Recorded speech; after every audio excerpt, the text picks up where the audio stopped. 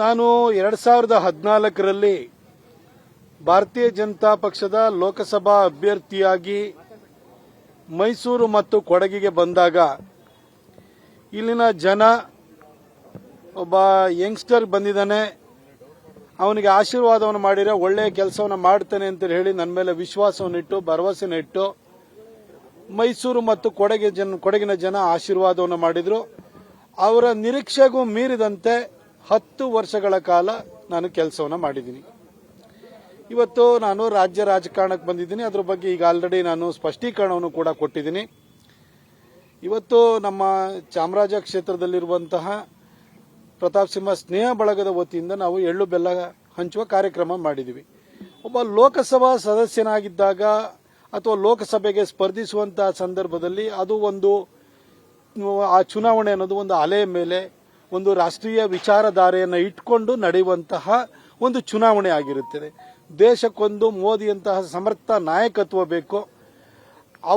ಅವರು ಪ್ರಧಾನಿ ಆಗಬೇಕಾದ್ರೆ ಕೊಡಗು ಮತ್ತು ಮೈಸೂರಿಂದಲೂ ಒಬ್ಬ ಲೋಕಸಭಾ ಸದಸ್ಯನನ್ನ ಬಿಜೆಪಿಯಿಂದ ಆರಿಸಿ ಕಳಿಸ್ಕೊಡ್ಬೇಕು ಅನ್ನುವಂತಹ ಭಾವನೆಯನ್ನಿಟ್ಕೊಂಡು ಜನ ವೋಟ್ ಹಾಕ್ತಾರೆ.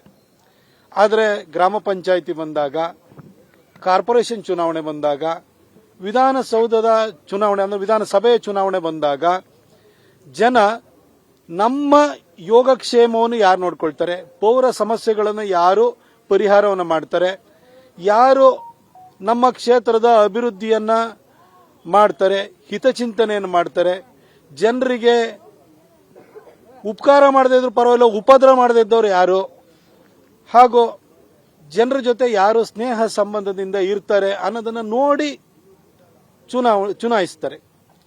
ಈ ಒಂದು ಚಾಮರಾಜ ಕ್ಷೇತ್ರದಲ್ಲೂ ಅಷ್ಟೇ ಯಾವಾಗಲೂ ಜನಹಿತವನ್ನ ಕಾಣ್ತಿದ್ದಂತಹ, ಅದರಲ್ಲಿ ಖುಷಿಯನ್ನು ಕಾಣ್ತಿದ್ದಂತಹ, ಅದ್ರ ಬಗ್ಗೆ ಸದಾ ಚಿಂತಿಸುತ್ತಿದ್ದಂತಹ ಶಂಕರಲಿಂಗೇಗೌಡರನ್ನ ಸತತವಾಗಿ 4 ಸಾರಿ ಗೆಲ್ಲಿಸಿದ್ದಾರೆ.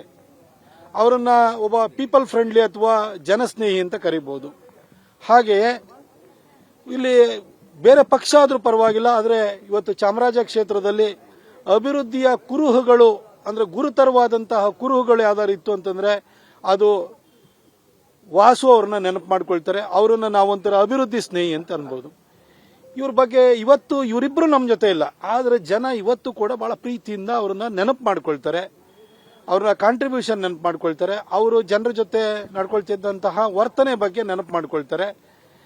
ಹೀಗೆ ಇಂಥವ್ರನ್ನೆಲ್ಲ ಮಾದರಿಯಾಗಿ ಇಟ್ಕೊಂಡು ನಡೆಯುವಂತಹ ಒಂದು ಯೋಚನೆಯನ್ನು ನಾನು ಮಾಡಿದ್ದೀನಿ.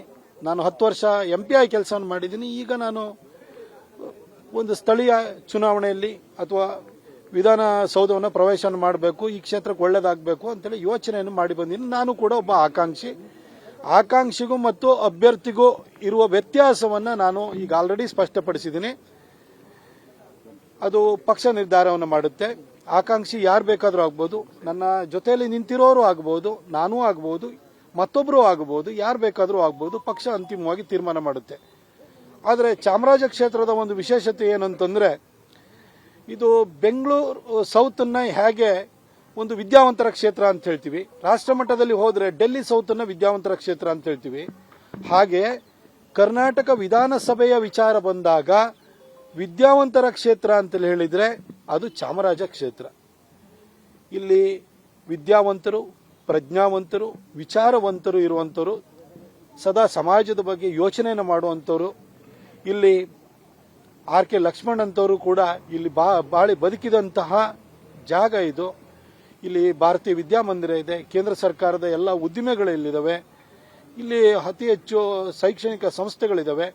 ಹಾಗಾಗಿ ಈ ವಿದ್ಯಾವಂತರ, ಪ್ರಜ್ಞಾವಂತರ, ವಿಚಾರವಂತರ ಪ್ರತಿನಿಧಿ ಯಾರಾಗಬೇಕು ಅನ್ನೋದನ್ನ ಇಲ್ಲಿನ ಜನ ತೀರ್ಮಾನ ಮಾಡ್ತಾರೆ.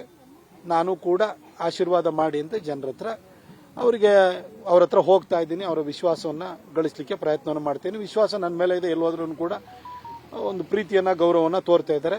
ಅಂತಿಮವಾಗಿ ಇಂಥ ಪ್ರಜ್ಞಾವಂತ, ವಿದ್ಯಾವಂತ, ವಿಚಾರವಂತ ಕ್ಷೇತ್ರದ ಅಭ್ಯರ್ಥಿ ಯಾರಾಗಬೇಕು ಅನ್ನೋದನ್ನ ಪಕ್ಷ ತೀರ್ಮಾನ ಮಾಡುತ್ತೆ.